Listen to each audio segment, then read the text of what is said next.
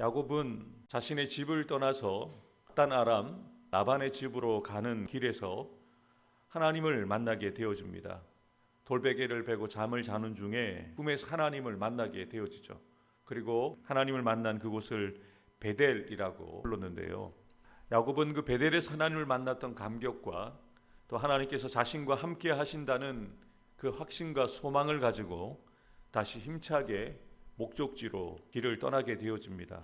야곱이 길을 떠나 동방 사람의 땅에 이르러, 한글 성경에는 길을 떠나라고만 번역이 되어져 있는데요. 원문에서는 나사 네갈림이라는 히브리어 표현을 사용하였는데 발을 들었다라는 의미를 가집니다. 문학적인 표현이면서도 그 800km라는 그 먼 거리를 야곱이 낙타를 타지 않고 걸어서 갔다는 겁니다.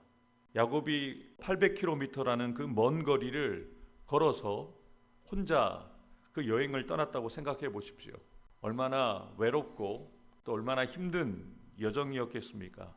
베델에서 하나님으로부터 동행과 보호, 인도하심에 대한 약속의 말씀을 듣지 못했다면 그 길이 참 힘들었을 것입니다. 그런데 하나님께서 내가 너와 함께 할 것이다, 내가 너를 위하여 그 약속한 것들을 이루기까지 너와 함께 하실 것이라는 그 약속의 말씀을 들었기에 큰 감격과 확신과 소망을 가진 채로 그 길을 걸어갔고, 짧게는 20일, 길게는 한 달의 시간이 걸려서 동방 사람의 땅, 반이 있는 밧단 아람에 도착하게 되었습니다. 그렇게 고생 끝에 목적지에 도착하게 되었지만 그곳에서 어떤 사람을 만나게 되어질지, 어떠한 일들을 경험하게 될지는 야곱도 예상해 볼 수 없습니다. 기대도 있지만 염려도 가지고 그 땅을 들어가게 되어진 것이죠.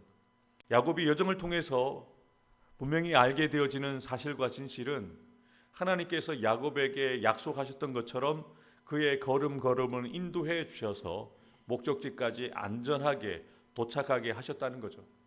그리고 길고 긴 여정 끝에 야곱은 한 우물에서 목자들을 만나게 되어집니다.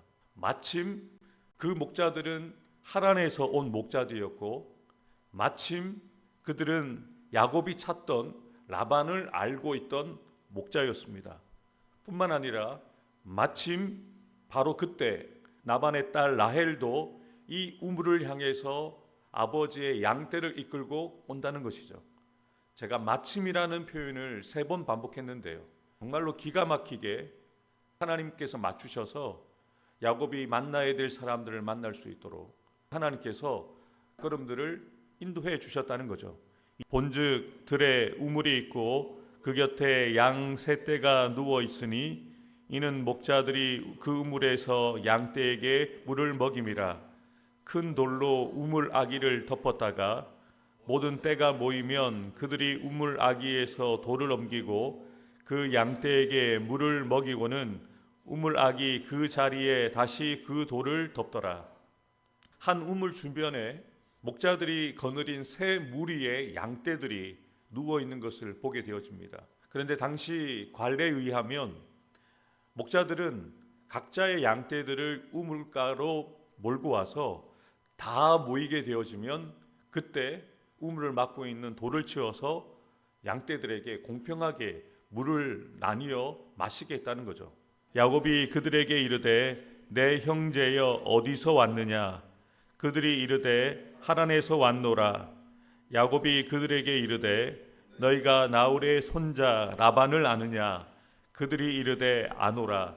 야곱이 그들에게 이르되 그가 평안하냐? 이르되 평안하니라. 그의 딸 라헬이 지금 양을 몰고 오느니라.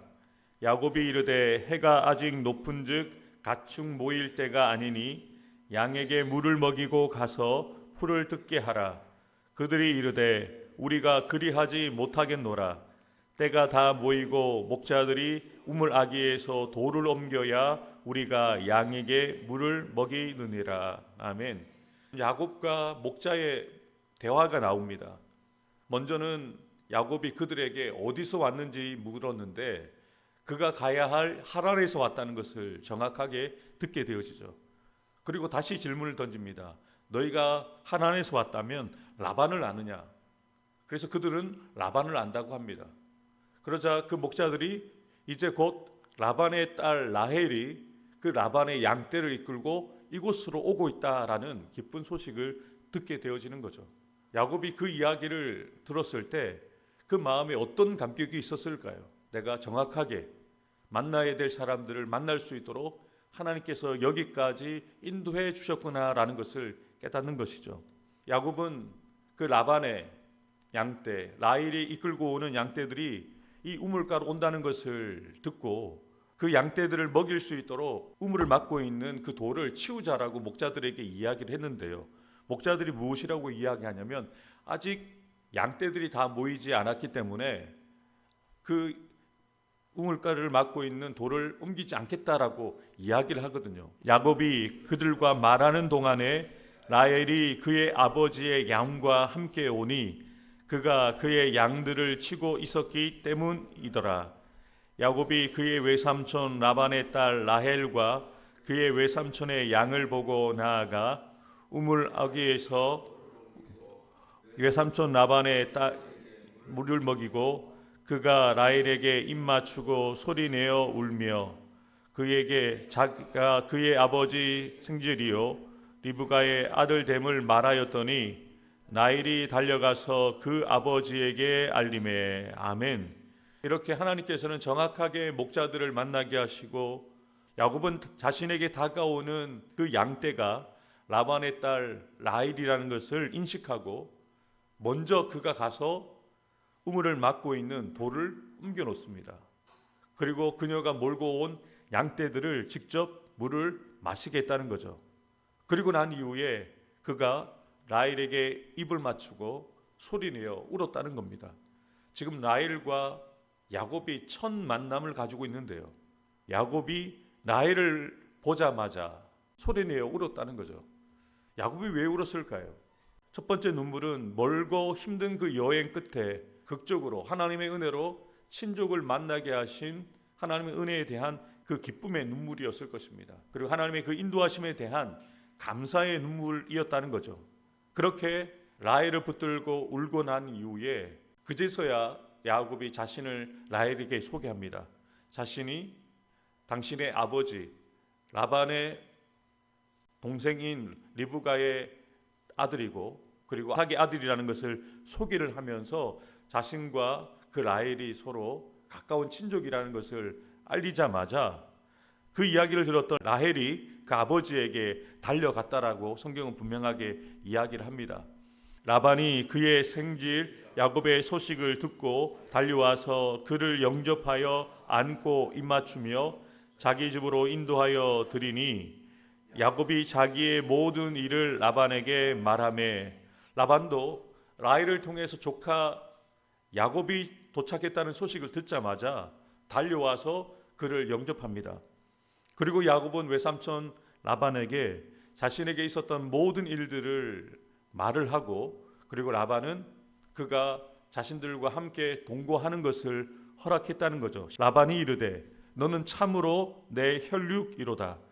야곱이 한 달을 그와 함께 거주하더니 한 달 동안 라반과 그리고 라헬과 레와와 그의 가족들과 함께 머물게 되어지는데요. 라반이 한 달 동안 야곱이 어떻게 사는지를 지켜보니까 괜찮은 남자인 겁니다.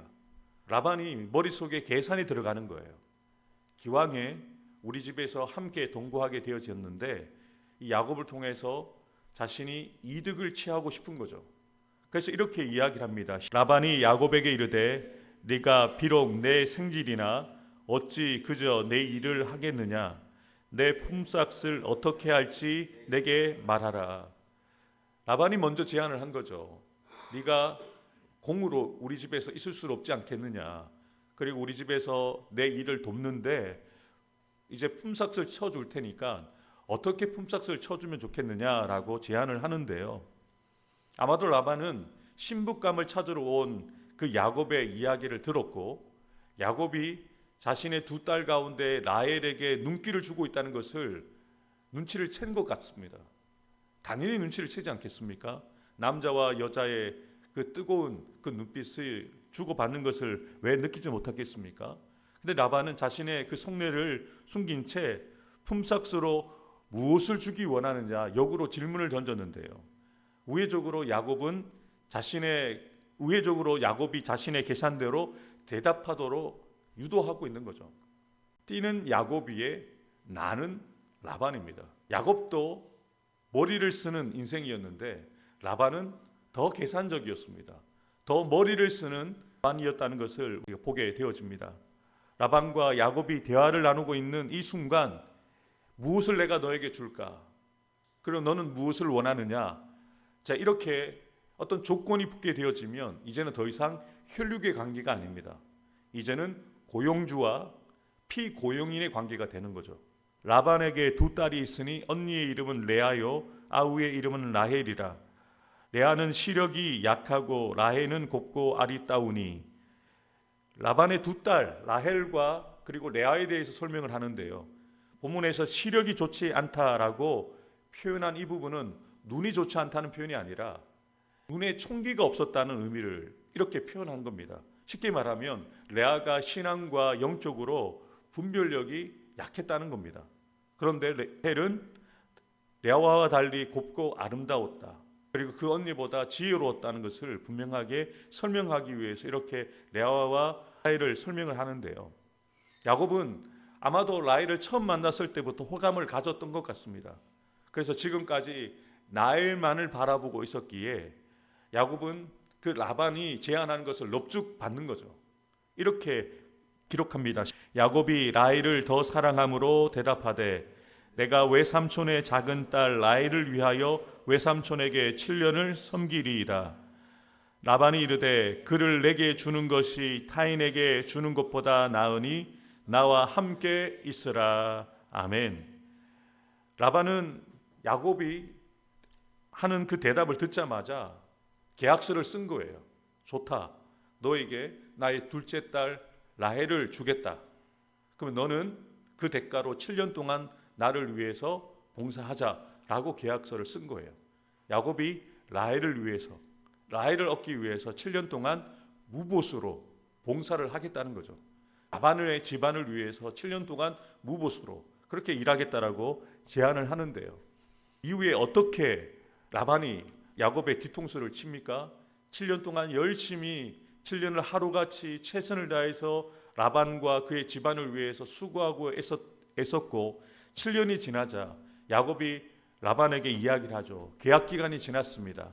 계약대로 나의 아내 라헬을 내게 달라고 요구를 하죠. 정정당당하게 라헬을 자신의 아내를 삼을 것을 기대하고 그렇게 요구를 했는데요. 라반이 어떻게 야곱의 뒤통수를 칩니까? 라반이 그곳 사람을 다 모아 잔치하고 저녁에 그의 딸 레아를 야곱에게로 데려가매 야곱이 그에게로 들어가니라. 라반이 또 그의 여종 실바를 그의 딸 레아에게 시녀로 주었더라. 야곱이 아침에 보니 레아라 라반에게 이르되 외삼촌이 어찌하여 내게 이같이 행하셨나이까? 내가 나이를 위하여 외삼촌을 섬기지 아니하였나이까? 외삼촌이 나를 속이심은 어찌 됨이니까? 아멘.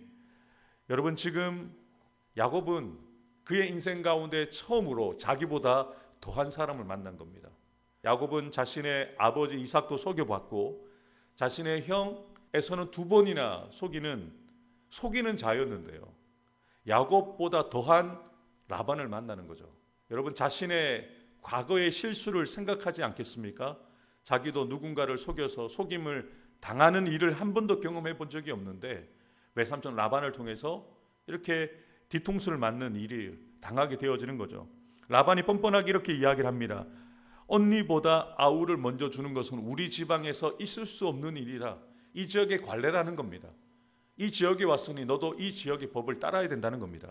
할 말이 없는 거죠. 그래서 야곱은 더 이상 이야기를 하지 못하고 라반이 제안하는 대로 라헬을 얻기 위해서 또 7년을 봉사하게 된 겁니다.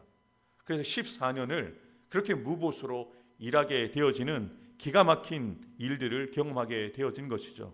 야곱이 그대로 하여 그 7일을 채우매 라반이 딸 라헬도 그에게 아내로 주고 라반이 또 그의 여종 비라를 그의 딸 라헬에게 주어 시녀가 되게 하매 야곱이 또한 나의 길에게로 들어갔고 그가 레아보다 라헬을 더 사랑하여 다시 7년 동안 라반을 섬겼더라.